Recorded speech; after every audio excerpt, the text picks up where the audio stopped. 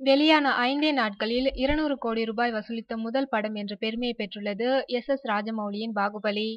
இந்தியாவிலேயே வேறு எந்த சினிமாவும் இந்த பெருமையை பெற்றதில்லை என்ற புதிய வரலாற்றை படைத்துள்ளது இந்த படம். கடந்த வெள்ளிக்கிழமை வெளியான பாகுபலி படத்தை உலகமே பாராட்டி வருகிறது.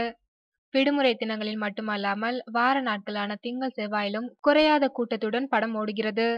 படம் வெளியான வெள்ளிக்கிழமையை விட திங்கள் செவ்வாயில் அதிக வசூல் குவிந்துள்ளது. பாக்ஸ் ஆபீஸை மகிழ்ச்சியில் ஆழ்த்தியுள்ளது. இந்த 5 நாட்களில் மட்டும் 215 கோடிக்கு மேல் வசூல் செய்துள்ளது பாகுபலி. இந்த படம் நேரடியாக வெளியான தமிழ், தெலுங்கில் வரலாறு காணாத வரவேற்பை பெற்றுள்ளது. டப் செய்யப்பட்ட இந்தி பதிப்பும் நல்ல வசூலை தருகிறது.